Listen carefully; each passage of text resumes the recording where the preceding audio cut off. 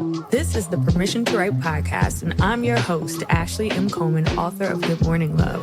Join us each week as writers discuss more than writing. You'll hear from me as well as the occasional guest on craft, publishing, life, and culture. We hope you enjoy the show. All right, so getting into this week in publishing, in a recent poll by the Authors Guild, 13% of writers admitted that they use AI for things like brainstorming, character development, and outlines. So while AI has been a huge point of contention in the literary community, the tide is the tide turning for authors to see the benefits? I guess that's the question.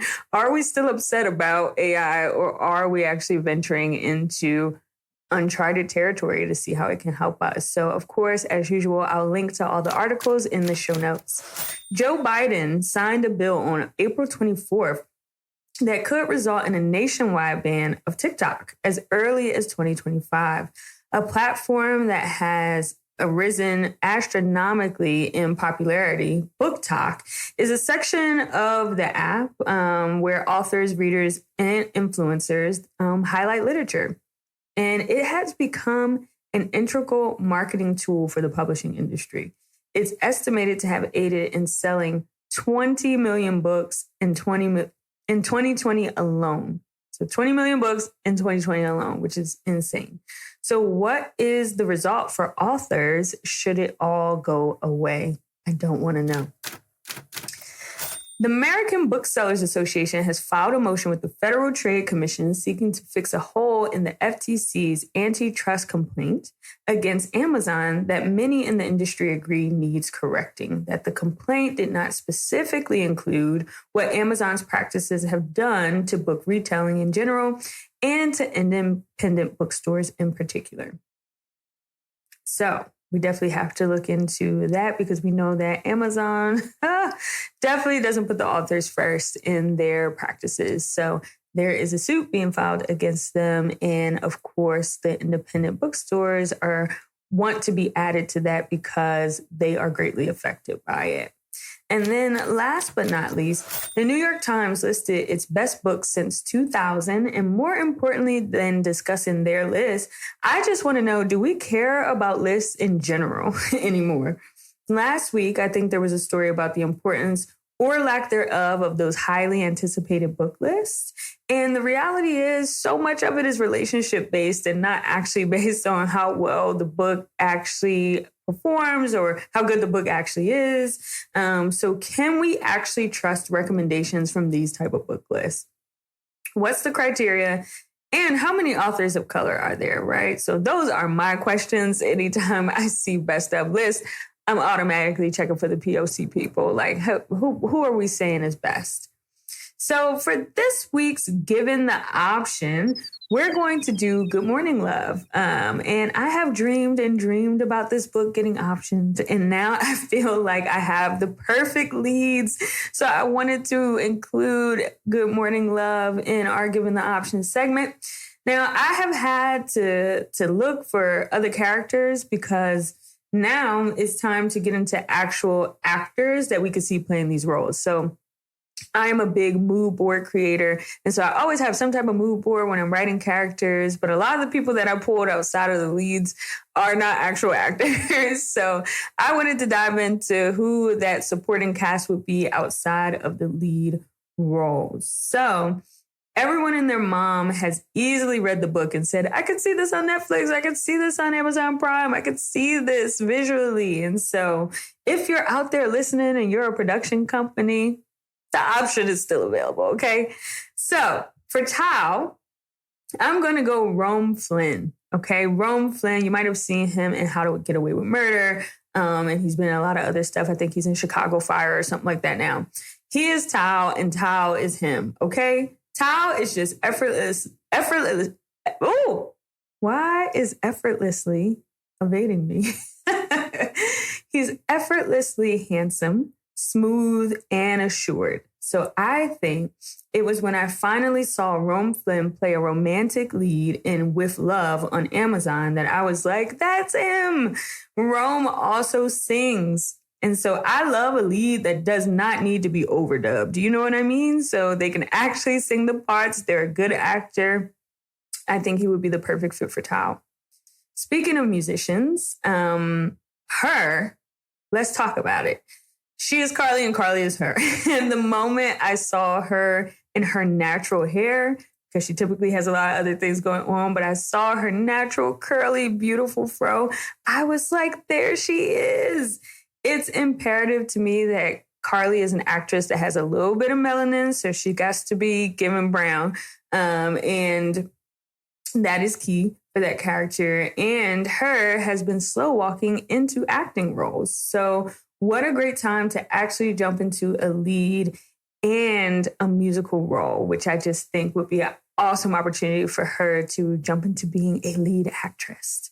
She would kill. Okay, so for the best friend Talia, I want to cast my good friend Leslie Lasaint. Shout out to you. Because I feel like she definitely gives me a Talia vibe. And she has spent a lot of time in New York City. I just think, she would really work for that. However, if you want maybe more easily recognizable actresses, I would say China Anne McClain might work for a role like this. Or even Samantha Logan from All American. She gives good sidekick friend energy. I think she would be great for it. For Dylan, I would say Trevor Jackson. Now, much to the chagrin of my mother, who was trying to cast Trevor as Tao, but that just was not giving what I thought Tao was. But I just realized he would be an amazing Dylan. So I was first introduced to him on Grownish. Again, that good hybrid of singer and actor. I think he could easily be Tao's competition. And we just need to hear, we would just need him to tone down some of the faces that he makes when he does his covers. If you've seen any of those covers floating around, a little extra in the faces. But other than that, I think he would be an amazing Dylan. So music producers always seem off in TV and film. So we need a girl that can really give a producer without looking corny. I feel like I cringe so many times at film scenes that actually incorporate making music because the people always are way too corny. So y'all have to give me a suggestion for Red in her character because I'm just not sure who could really pull it off. So let me know. Let me know in the comments who you think can play Red. Honorable mention for this for me are Carly's parents. I was totally thinking of Rick Fox when I was thinking of her dad. I don't know how well he would do as a musician, but that's kind of who I was seeing in my mind, this tall, older guy, but probably a lot of people would still find him handsome. But we do mention that Carly's father has light eyes. So if we had to kind of go that route, which, things change in options, it's fine, right? The person doesn't have to have light eyes. But I would say maybe a Gary Dourdan could play the father, and because he could definitely give mysterious musician guy, right? So either one of those will really work for me, Gary or Rick Fox, depending on how someone will want to go. And then for Carly's mom, this one was tricky for me because I really like the idea of using people who are, actually Afro-Latina and getting more representation out there, because I feel like so often our Latino characters are really typecast, right? To look one way. And you just get out in the world and you learn the diaspora is really big when it comes to Latino people and they don't always look the same. So it's really important to me that we find somebody really of the Afro-Latina culture. And so maybe somebody like Gina Torres, because she's amazing in everything that she does.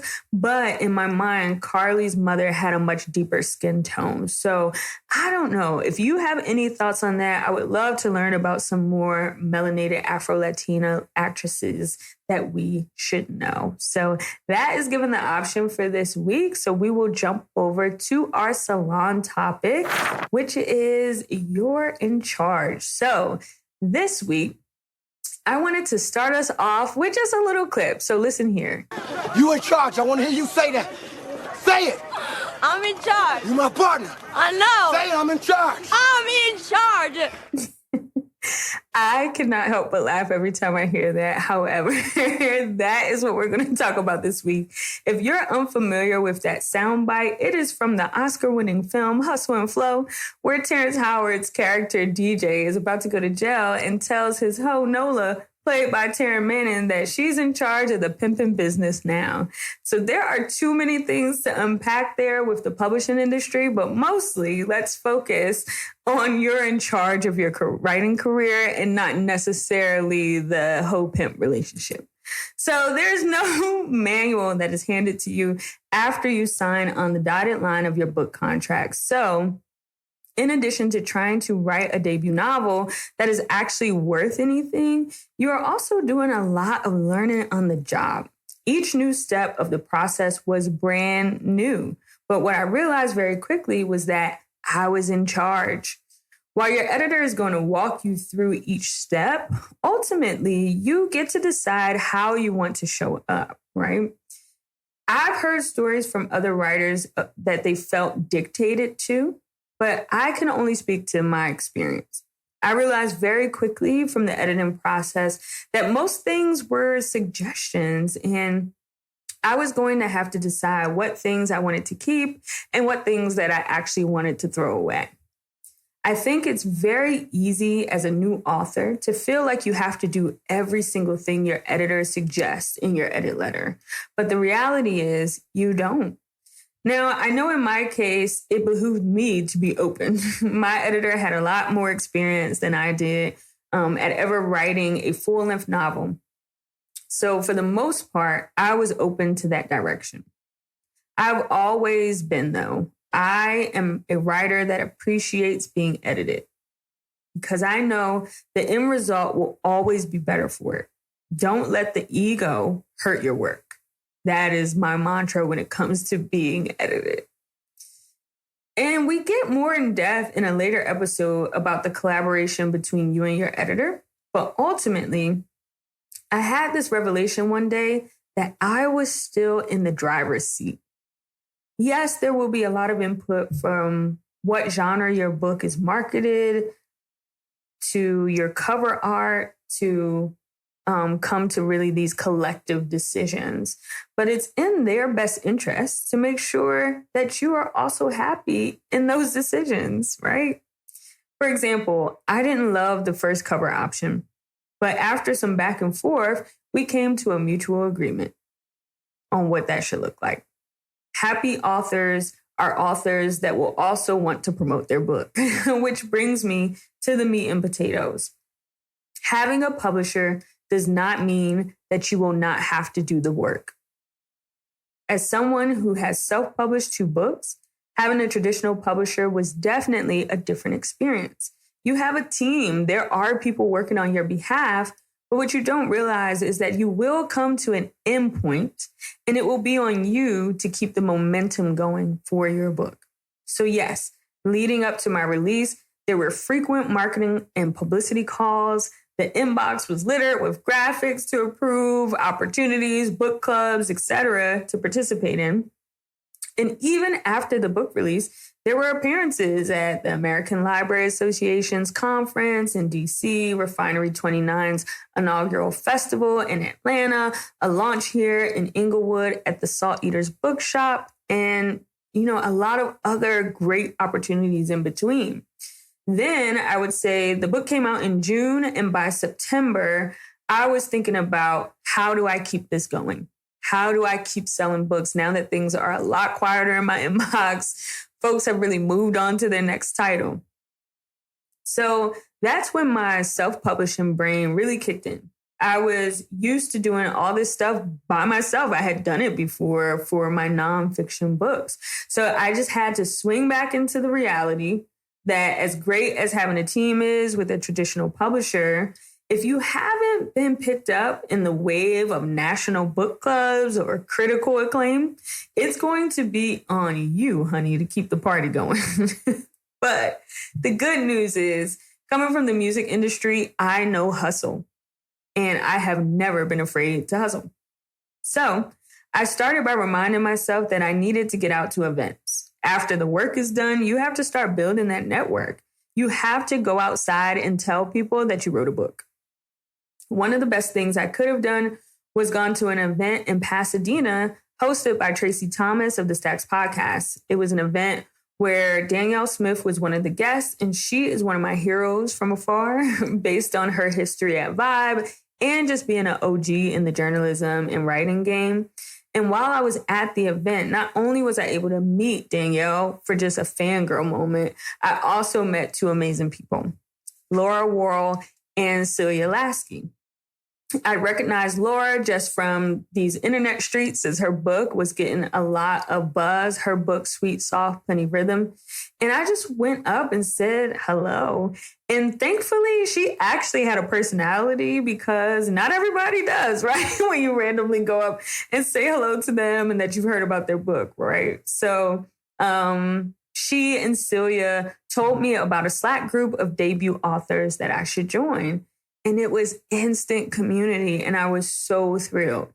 Now, this wasn't all about opportunities to promote my book, but I was new to LA, new to authoring, and I couldn't have found a better group of people to simply be around, right? Community is everything because writing is a solo sport. Most of it is just you and your computer, and you need other people to say, is this right? What is your experience? How did you handle this? Am I being robbed for this advance? You know what I mean? These are the real questions that you need to be able to ask other writers. And it was literally a lifeline for me to really be integrated into a community of writers out here in Los Angeles, especially when so many people really harp on the fact that publishing lives in New York, and that LA, you're only going to find screen or TV writers, but there is a robust literary community out here in LA. So then you just have to start finding ways to work your network as you get out there and meet different people. And, when the book came out initially, I emailed all my friends just saying, hey, I have this book and please share if you feel inclined, or just buy it if you don't feel inclined to share about it. And so one of my writing friends, Tamika Burgess, who is also a writer, she's a middle grade author. Make sure you go and support her books as well. We did an event that feels like it was a million years ago, actually in New York when I was back living on the East Coast, for those of us who had personal blogs. And she recommended me to a woman in publishing who was hosting a writing event. And that writing event led me to, it was at a college, and it led me to meet Malik from Malik Books at that event. Now, that event probably had about 3 people in the audience of our panel. But again, I'll get back to how that was important. So just showing up, no matter whether it's 3 or 300 people, is really key to just get yourself ingrained into the literary community for whatever, just to be a fan of the community, just to be a part of the community, first and foremost, because we always sell authenticity here at Permission to Write. We are never trying to meet people just for opportunities. But very naturally, as you build community, as you network, you'll be able to find opportunities within that. So that community building just led me to so many opportunities to also keep the lights on, so to speak, for Good Morning Love. From being in conversation with other authors to finding other small opportunities for myself, like the Push to Publish panel that happened at Drexel University, doing a library talk back home on the East Coast, and popping up on smaller podcasts like this one, In between, I was just coming up with as many ideas as I could to share the book on social media and reposting other people that were discovering the book for the first time. Even close to 2 years later, I worked with my husband to produce the actual title track of Good Morning Love, which I'd hoped to do when the book was actually released, but it was never too late to continue promoting the book because there's always people who have no idea that you wrote a book. Now, the reason even smaller events are important is because that chance meeting with Malik led me to the LA Times Festival of Books. He hit me up asking if I would be a part of their schedule for book signings. And I was terrified because who was coming to see me in the words of David Ruffin, right? But it was an amazing experience. And we had like 2 books left by the finish. And I got to meet so many amazing readers and literary enthusiasts during that time. So it was a great opportunity that, again, really birthed out of a chance event that, didn't necessarily have a lot of people at it, but had a great bookseller there and just continuing to build that relationship. And since then, I've even supported those bookshops, right? I can't walk into a bookstore without buying things because I know how hard it is to be an independent bookstore. I've visited the bookstore. I've patronized the bookstore. These are the things that you really want to do as a writer to give back to the community that gives a lot to you. I tell people all the time that the publishing date is really the starting line and not the finish. Do you want your book to be able to continue to sell copies well after the first week where everyone is hoping that it'll show up on the New York Times bestsellers list? Let's be honest, that will not be everyone's reality, but it doesn't mean that you can't still have a successful writing career if you're willing to dig your heels in. There were things that my publisher did that I could have never done myself. I mean, there was a billboard with my book cover in Times Square. Bucket list moment. But the reality is you and your publisher are partners. You have to bring as much as you can to the table if you want a modicum of success in an industry that has a small number of people at the top and bottom and a vast wasteland of mid-list authors in between. So what are you going to do to set yourself apart if you want to continue doing this thing, which I don't know about you, but I would like to keep writing books. I would like to not be a one-hit wonder in the book world. So I'm willing to do the things that you need to do in order to be successful and in order to be long-term and actually build a career. I also think being a willing and active participant in your book's success will hopefully make people want to work with you again. Even with the fact that people move around in publishing all the time, you never know who you'll end up seeing again if you change publishers eventually. My goal is for folks to be excited if they see my name show up on the docket. Remember, you're in charge. Say it with me. I'm in charge. Even if you have to say it like your voice is shaking, you're in charge of your writing career. I hope this helps. Remember to send me your publishing and writing questions. I would love to answer those at the end of each show. But in the interim, I'll leave you with a writing thought. The discipline I use to be in company stands me in good stead on the following morning when I must go into my small writing room and face a host of new ideas and headstrong characters, yet keep myself open so they can interact, grow, and become real. And that's from Maya Angelou. Thanks so much for listening, y'all, and I will see you next time. Thank you for listening to the Permission to Write podcast. We hope you enjoyed the show. Plug into our community that works to cultivate and amplify the voices of Black writers and writers of color by visiting permissiontowrite.com. We'll see you next time.